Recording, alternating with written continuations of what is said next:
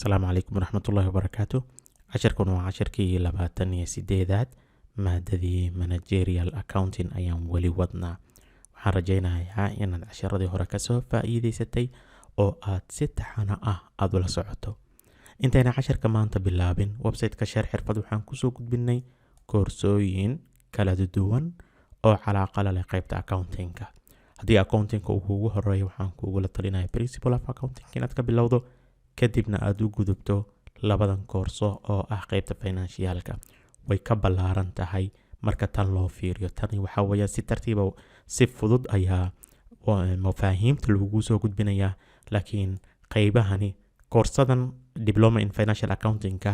waxay la mid tahay qaybta principle of accounting, kaliya waxay ku kala duwan yihiin hal cashir. Marka muraajacana way ku noqonaysaa. Kadibna financial accounting 2, kadib markaad intaa dhamayso waxaan kugula talinayaa QuickBook adoo oonan ka dhisnayn qaybta cilmiga xisaabaadka. Ma kugula talinaya inaad QuickBook qaadato. Markaad QuickBook dhamayso koorsada Excel-ka ah ayaan kugula talinayaa.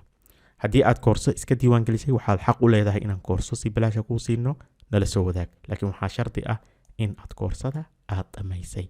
Haddii ay duruufo ay jiraan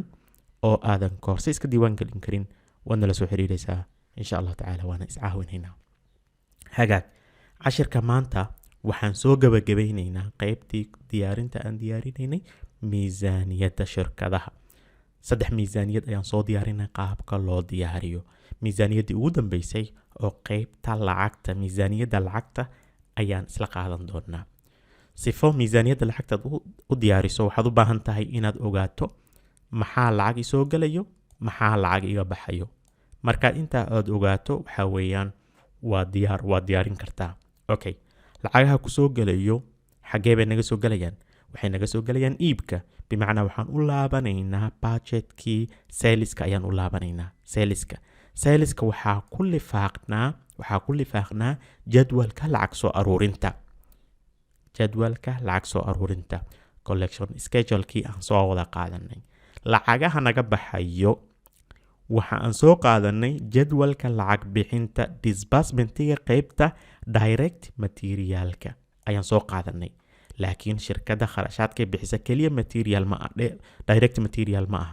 Waxaa kaloo jiro kharashaad kale ayaa jiro. Oo waxaa jiro direct labor, waxaa jiro manufacturing overhead, waxaa kaloo jiro sales and admin expenses. Hagaag, waxaad u baahan tahay kharashaadkaasoo dhan inaad ogaato. Direct materialka jadwalkii ku lifaaqnaa direct material budgetka ayaan ka soo qaadanaynaa. Idan 2 ka mid ah qaybahan u baahannahay waan haynaa. Inta kalena waa in aad shirkadda aad u laabataa oo maamulka aad ka ogaataa. Waxaa kaloo muhiim ah, maadaama quarter-ka aan diyaarinayna quarter-ka labaad uu yahay, inaan ognahay waa maxay beginning-ka lacagta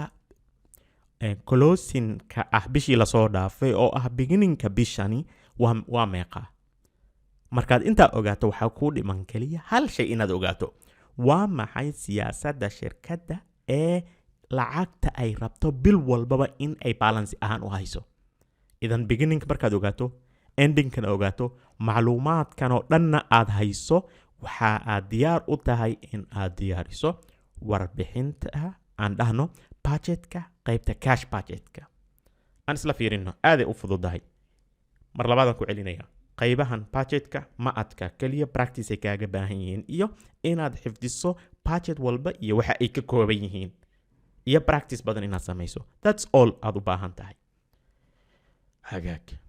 Sifa aan u diyaarina marka waxa weeyaan waxaan ogaanaynaa shirkadda, waxaan akhrino shirkadda policy-geeda waxa weeyaan baana la yiri in ay hayso, ay maintain garayso cash balance bil walbaba $15,000 waa inay balance-geeda ku jiro. EFC-deeda waa inuu ku jiro $15,000 ama bangigeeda waa inuu ku jiro $15,000. Haddii ay suuragali weysana maxay samaynaysaa shirkadda? Policy-ga waa shirkaddu waa in ay deyn raadisaa. Short term loans-ka waa inay raadisaa. Hagaag, waxaa kaloo lagu sheegay in ay nisbada faa'iidada ay tahay 10%. hagaag maxaan ku ogaanay marka qaybtii ugu horreysa oo ah lacagta endingka ee siyaasadda shirkadda ay rabta inay maintain garayso in ay mar walbaba ee balansigeedu uu ku jiro minimumka waa the minimum way the minimum oo ka waran haddii shirkadda ka badan ay ku jirto yani waa okay kaliya waxaa la rabaa inaynan ka dhicin $15,000 number 1 waan ogaanay macluumadaasi waxaan kaloo u baahanay macluumada ahi March April aan taagannahay dib baan u yara laabanaynaa March meeqa ayay ahayd lacagta closing balancega March ee noqonaysa openingka April waana la siiyay iyada $22,000 weeye hagaag markii aad labadaa ogaato kadib waxaad ku laabataa cash collectionka oo lacagaha ku soo galaya ah iyo cash disbursementiga oo ah lacagaha kaaga baxayo qaybta direct materialka okay horaana u soo diyaarisay copy paste unba soo dhahaysa marka inta ogaato kaliya waxaa ku dhiman inaad ogaato kharashaadka kale convention costiga chapterkii ugu horreeyay haddaad ila socotay convention costiga waan isla naqaanaa is xasuusino waa direct laborka oo lagu daray indirect manufacturing overhead ka marka la isku dara waxaa loo yaqaanaa convention costiga shirkadda waa lagu siiyey waxaa lagu yiri shirkadda waxay expect garaynaysaa April in ay kharashaadkan ku bixiso $76,000 Mayna inay bixiso $96,000 June inay bixiso $99,000 laakiin ogow waxaa ka mid ah $20,000 oo ah depreciation okay trick waa meeshan shirkaddu kharash ahaan waxay u bixinaysaa ay filaysaa $76,000 $20,000 oo ka mid ah waa depreciation assetka ay isticmaalayso okay equipmentiga isticmaalayso ama assetkay markaa isticmaalaysay haddii aad financial accounting iyo principle of accounting ila soo qaadatay waad ila fahmaysaa depreciationka inuunan ahayn lacag cash oo markaa la bixinayo ee uu yahay shirkaddu hantidan ay soo gadatay qiimihii ay ku soo gadatay ay bixisay markii ay soo gadanaysay oo loo qaybiyay inta assetkaasi la isticmaalayo soo kama dhigno April inay shirkadda $20,000 bixinayso maya waxay ka dhigan tahay kharash ahaan cash ahaan waxay u bixinaysaa $56,000 halka $20,000 loo diiwaan gelinayo lacag aan horay u bixinay markii asalka aan gadanaynay sidaa darteed annagu maadaama waxaan diyaarinayna uu yahay cash budget waa inaad fiirisaa waxa transactionada saameynayo cashka bixitaan ama soo galitaan $20,000 marka minus aan dhahaynaa $20,000 kuma daraysid hadhow markaan diyaarinayno waan isla arki doonaa April ihay $76,000 markii aan dhahno markaan diiwaan gelinayna kharashaadka convention costiga waxaan diiwaan gelin doonaa $76,000 oo laga jaray $20,000 netkan diiwaan gelinayna oo ah $56,000 why $20,000 aan u diiwaan gelin weynay lianna waa depreciationkana waa non cash item weeye ma aha wax marka aad bixinayso ee waa hantidii aad gadatay horay aad u gadatay lacagtii kaaga baxday oo aad u qaybinayso muddada aad isticmaalayso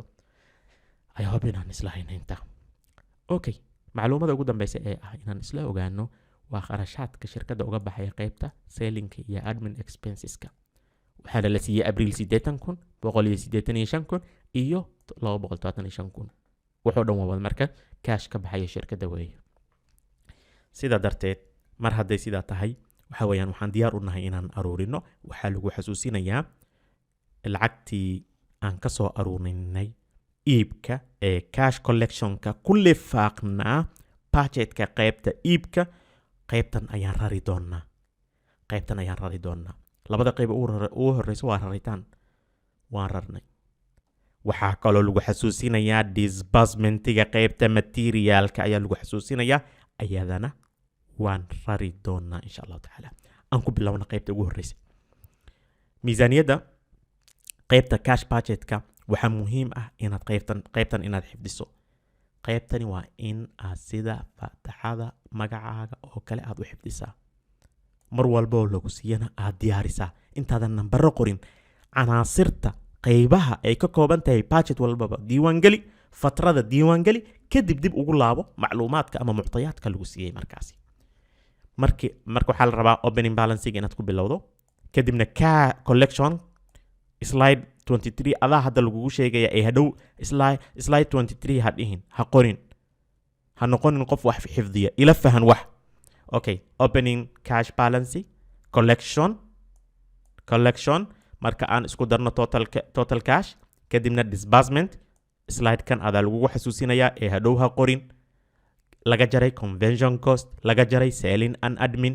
waxay la mid tahay excess or deficiency ayay la mid tahay excesska waa haddii ay ziyaado jirto deficiencyna waa haddii aad cajzi aad gasho oo kharashaadku uu ka bato lacagta soo aruurinaysay okay haddii marka kadibna waxaan samaynaysaa borrowing if needed haddii lacagta kuu soo baxday ay ka yar tahay policyga shirkadda qiimihii ay xadaysay halkan mithaalka $15,000 waaye waan soo daynsanaynaa kadib markaad isku darto oo kala jarto ugu dambeyn closing cash balance ayaa ku soo baxayo aan ku bilowno marka ugu horreysa maxaan ku bilaabaynaa itemka ugu horeeya opening cash balance oo aan ka soo qaadayno March dhammaadkii March weeye ayaan ka soo qaadaynaa dhammaadka Aprilna wuxuu noqon doonaa beginningka May ayuu noqon doonaa hagaag marka ugu horreyso waxaan ku bilownay opening cashka kadib waxaan soo qaadnay collectionka diyaar weeye marka maadaama ay diyaar tahay waxa weeyaan waa uun koobi garaynaysaa arday baa su'aal isweydiinaya why maydani calaamad su'aal loo saaray maxaan u diiwaan gelin weynay sifa may aan u ogaano waa inaan soo saarno closing cash balancega April kadib ayaan ogaan doonaa openingka qaybka ma ogaan karno idan raac consequencega budgetka ay u taalo I hope inaad ila fahantay kadib maxaan samayn doonaa waan isku dari doonaa markaan isku darno qaybtani maxaa calaamad su'aal lagu siiyay lianna already ma taqaanid openingka sidaa darteed waxa weeyaan total cash kama ogaan kartid marka dib baa loo dhigayaa ilaa aan ka ogaano closing cash balancega kadib maxaa la soo qaaday disbursementiga xagee laga soo qaaday disbursementiga budgetkii cashkii schedulekii jadwalkii lacag bixinta ee ku lifaaqnaa directiga miisaaniyadda qaybta direct materialka waa copy paste hagaag kadib maxaa la soo qaadaya marka conventionkii hadaayi maxaan ku iri 76,000 bay ahayd waxaa